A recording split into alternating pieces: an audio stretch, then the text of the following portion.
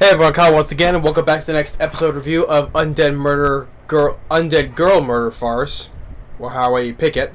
Episode 3 review. I'm really enjoying this show. It's a very fun detective story, and I'm loving the fact that it's still a whodunit. They're not rushing to solve the mystery right away. They're still taking their time of suspecting who did it and still continue on, and I'm really enjoying the show. I thought it's kind of a unique and different, because when was the last time I saw a series that's kind of like solving mysteries, like a detective story, especially like with these characters. I mean, you have a man half human, half Uni or demon, carrying a severed head in a bird cage, trying to solve a murder mystery, especially in this case of a vampire a member of the vampire family. I think it's kind of like somewhat uniquely in a way. So, and I'm really enjoying the show. I'm really enjoying the series. I'm enjoying the characters, and it opens up with everyone eating at the dinner table, and with Aya just suspecting everybody. Everyone. It's like the old saying, everyone's a suspect. And before, like how she demonstrates her detective skills, like especially with that that carriage driver they came riding in with, right? How Sigaru, I call him Shinichi, but that's his last name. But Sigaru was his first name. How he was trying to scam his way out of paying the carriage rider, right? So Aya's using her detective skills to the details on the guy's clothing, like the stains on his clothes. How his wife is always telling him if he hasn't drank in a week. So and it shows like how one of the sons, Clyde, saying your deductiveness basically is like reminds me of this other guy detective in London, and his name is Sherlock Holmes. When I met when I heard that when they just mentioned the name Sherlock Holmes, I'm like, all right, sign me up already, because how much I like Sherlock Holmes. As I said before, I grew up loving Sherlock Holmes, especially from the old Sherlock Holmes starring Basil Rathbone and Nigel Bruce as Dr. Watson. I mean, me and my dad have watched all the Basil Rathbone and Nigel Bruce Sherlock Holmes Watson films from back in the 40s. I love the Sherlock Holmes movies. Basil Rathbone will always be Sherlock Holmes, and Nigel Bruce will always be Dr. Watson. I can watch that all the time with my dad. But it was cool that they mentioned Sherlock Holmes. Now Sherlock Holmes is part of this world now. I'm like, Sherlock Holmes, and if Sherlock Holmes, and of course you have to have Dr. Watson as well. And the fact that it's funny that Aya has heard of Sherlock Holmes. She goes and says, but I think he's kind of a weirdo. Which is funny. What is also funny is because that's said it's coming from someone who is a talking severed head, So they mentioned Sherlock Holmes, and hopefully that we will be seeing him in this series, because if you look at the cast of characters, Sherlock Holmes and Watson is in this, so I'm really looking forward to seeing them. So, and I like how Aya is suspecting everybody, trying to give their stories of where were they before and after the murder took place, right? Suspecting everybody, the kids, the husband, Lord Goddard, and even the butler and maid as well. And so, getting each perspective of where they were, at what time, and I'm really enjoying this the whole detective deductness, and I'm really enjoying it. It's like I'm watching Sherlock Holmes, give the talk about who description of the suspects, and I'm really liking that. And so like, but first, like, Aya has her maid, Shizuku, watch the butler and the maid, because they may be very prime suspects. Like when the butler Alfred tries to leave, right? The Shizuku says, "Hey, you can't leave," and he's acting a little nervous because first of all, I suspect that the wife was killed by a vampire hunter, so as a vampire hunter, maybe a human, so they're suspecting her, so that's why Shizuku watch the maid and butler, but Alfred is acting a little bit nervous and skittish, basically. And like at first, and the whole this episode, this whole episode doesn't solve the mystery right away. It's still continuing on, which makes me think, okay, good, because I'm not sure who did it.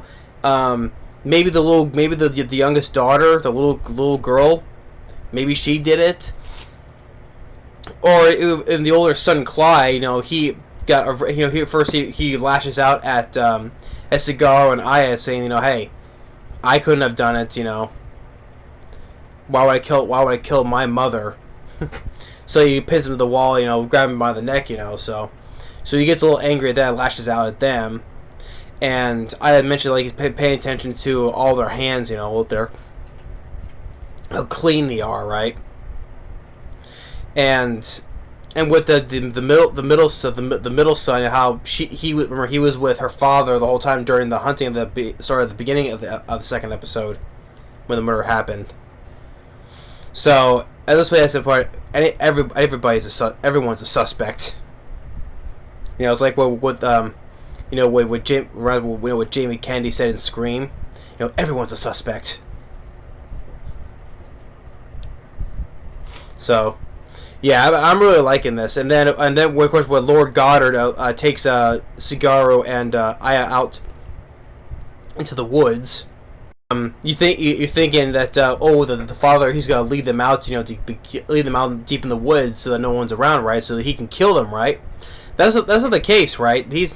Because someone attacks him, like a guy shoots an arrow into his neck, but he doesn't feel anything because he can regenerate, and so they pin him down.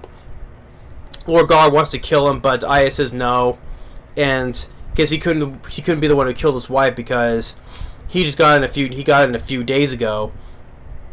And he has like how he has some soot on his elbow, indicating that he slept on a windowsill while riding on a train, right?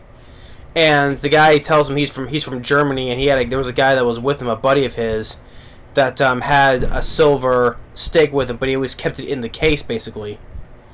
And he went in there going in with confidence, but he didn't come back, so. He was there to revenge his friend's Hugo was the guy's name. But since there's no evidence that he could have committed the crime, the murder, Aya lets him go.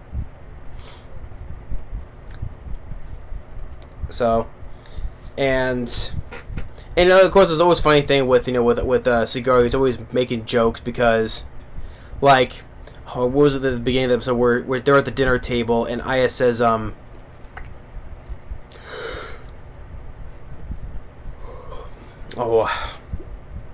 because they're asking how does she eat, right? And she's like, I can't physically really eat anything, but although I've gained a few pounds lately. And then Cigar goes and spits out his bread, and she was like, she thought that was very funny. I mean, it was very funny. It's the reaction that Cigar did when he spit the pieces of his bread out got me laughing. So, yeah, but I'm really enjoying this series. It's still whodunit.